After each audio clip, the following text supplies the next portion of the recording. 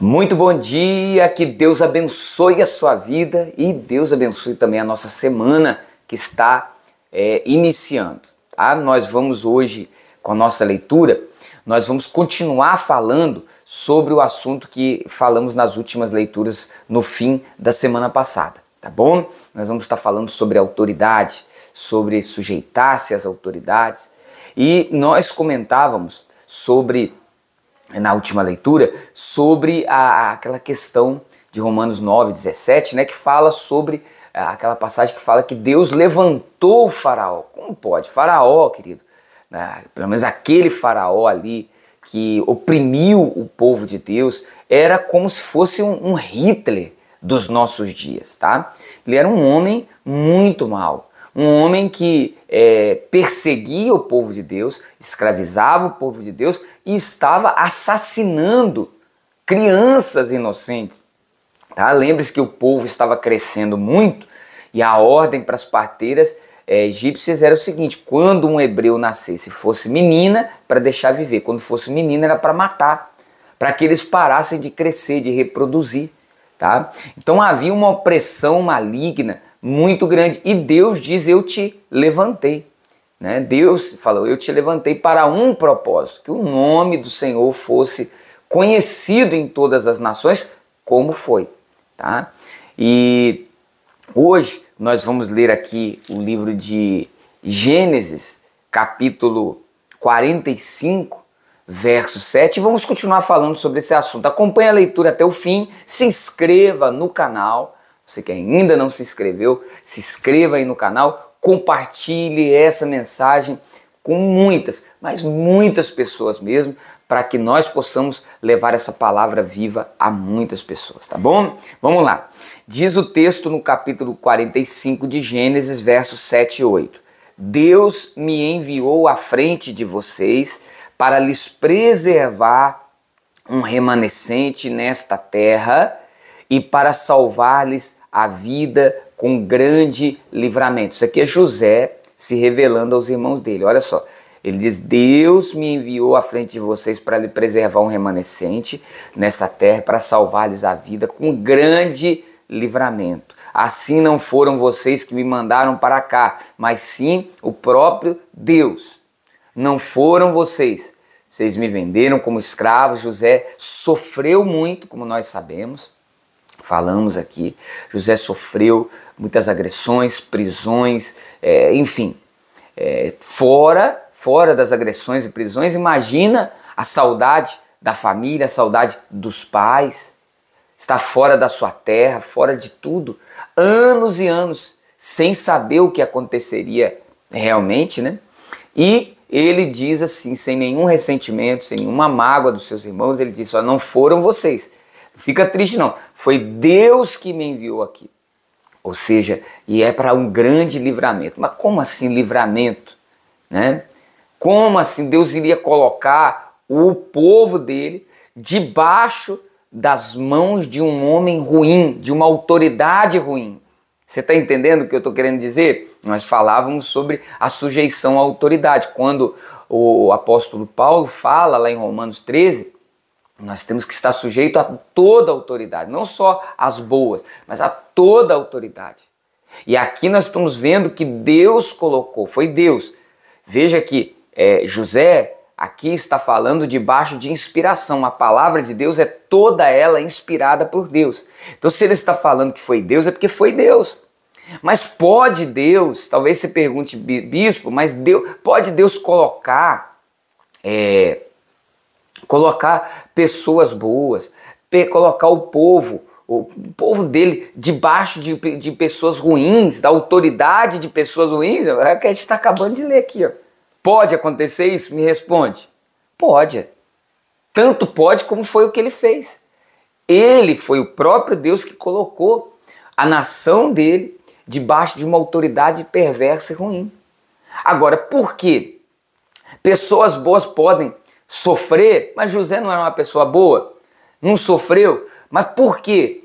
Porque havia um propósito maior. O maior problema, eu acredito, para nossos dias, é que a gente abraçou uma fé religiosa, uma fé evangélica, principalmente, aonde o que se prega nos púlpitos normalmente é um Deus que está preocupado com o bem-estar do homem. Então a gente atribui sempre as coisas boas que acontecem na nossa vida a Deus, o que é ruim a gente atribui ao diabo, tá?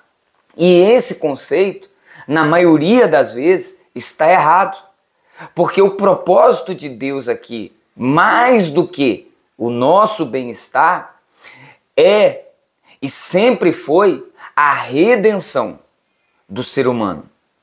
A redenção. O propósito de Deus, querido, ele não se firma em que você tenha uma vida agradável e boa aqui na terra. Não. O propósito de Deus é que a gente sirva a Ele para um propósito maior de redenção, de salvação. É por isso que lá no livro de Êxodo, no capítulo 9, deixa eu procurar aqui para você, 9:16, ele diz, o próprio Deus diz, mas eu o mantive em pé.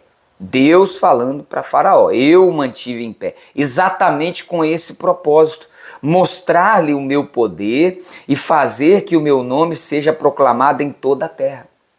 Então, para que Deus levantou o Faraó? Porque Deus poderia dar sabedoria para os 12 filhos de Jacó, que era a tribo de Israel ali, que era o povo de Israel começando a se formar, poderia dar sabedoria para eles se sustentarem e até sustentarem a outros nos 7 anos de fome que houve sobre a terra, que viriam sobre a terra. Mas por que ele não deu? Porque que ele, em vez de dar para o povo dele, ele deu sabedoria e levantou uma nação tão grande como se tornou o Egito, para que depois essa nação fosse ali vencida por um bando de escravos. Porque imagina o impacto disso naquela época. E se até os dias de hoje há um impacto do que aconteceu naquela época, imagina naqueles dias. Um bando de escravos. Qual é a possibilidade que um bando de escravos vençam a maior nação que existe no mundo? Né? Pense nisso. Então o que Deus fez aqui, o nome dele foi proclamado sobre toda a terra. Deus manteve, foi Deus que colocou o povo lá sobre a autoridade dele, o povo de Israel, foi Deus. E tudo tinha um propósito, o nome do Senhor ser proclamado em toda a terra. E começou a ser proclamado. Você pode observar que no começo, quando a primeira vez que Moisés fala com o Faraó responde a Moisés, lá em Êxodo 5, verso 2, o Faraó diz para Moisés o seguinte: quem é o Senhor para que eu lhe obedeça e deixe Israel sair? Não conheço o Senhor e não deixarei ir Israel sair. Isso em Êxodo 5:2. Ele não conhecia o Senhor. Ele e a terra não conheciam. Mas conforme as pragas foram sendo derramadas sobre o Egito, só das pragas serem derramadas sobre o Egito, as coisas começaram a mudar. Em Êxodo 9:20, os conselheiros de Faraó, diz a Bíblia assim, Êxodo 9:20, os conselheiros do Faraó, que temiam a palavra do Senhor, apresentaram-se em recolher aos abrigos os seus rebanhos e os seus escravos. Ou seja, os conselheiros de Faraó já começaram a acreditar, a ver quem era o Senhor.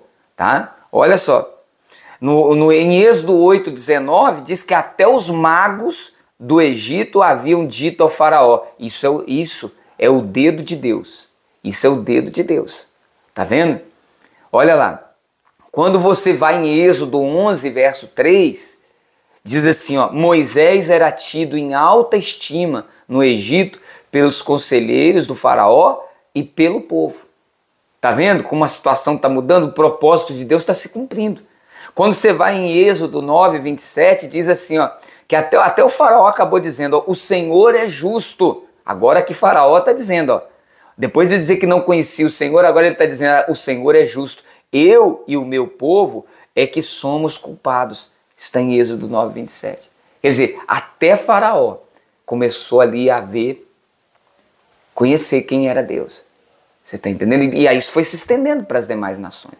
Então veja que havia um propósito. E a pergunta que eu quero terminar a nossa leitura de hoje é justamente essa. Será que isso não pode acontecer hoje? Não só com autoridades que são levantadas sobre a nossa nação, sobre o mundo, sobre a nossa vida, mas num lugar onde você trabalha, dentro da sua família, de repente você está debaixo de autoridades, que pode ser pai, pode ser mãe, pode ser esposa, pode ser marido, pode ser como se diz, um patrão, pode ser, enfim. De repente você foi colocado ali, está vivendo uma situação onde você não entendeu ali que há um propósito de Deus para salvar aquela pessoa. Ah, mas e se ela não for salva?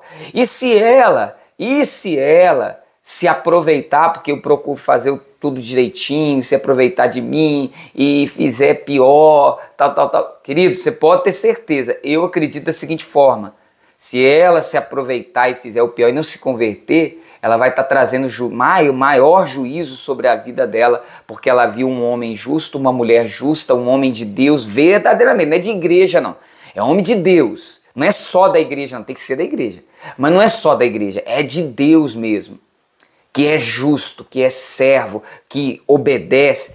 Se ainda assim, diante de tudo isso, ele ou ela não quiser, ele vai estar trazendo um maior juízo para a sua vida, e aí já não é responsabilidade da gente, tá bom? Eu creio que você entendeu a mensagem, porque essa mensagem tem falado profundamente ao meu coração.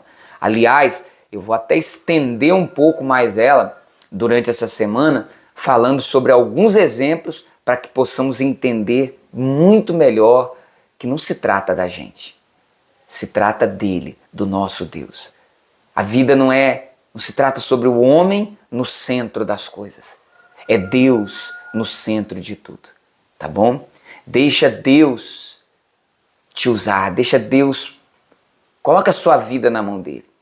Sirva os propósitos dele, tá bom? Pense, eu estou sofrendo com isso, quem sabe porque não há um propósito de Deus para alguma situação maior que eu ainda desconheço, tá? Vamos orar? Pai querido e amado, louvado seja o nome do Senhor. Obrigado por esse dia, por essa semana, pela vida, por tudo que o Senhor nos tem dado. Pai, eu oro para que o Senhor nos dê uma semana grandemente abençoada, para que o Senhor nos dê um entendimento maior dessa palavra. Eu sei que há irmãos que estão enfrentando lutas ali, talvez dentro da casa, na família, situações que estão vivendo difíceis na sua vida, mas a minha oração é para que o Senhor fortaleça, renove a nossa mente, renove o nosso coração para podermos servir o Senhor. Ó Deus da nossa salvação, oramos, pedimos, clamamos, socorre-nos, dá-nos força, perdoa-nos, limpa-nos. Ó Deus poderoso, glórias sejam dadas ao Senhor. Aleluia.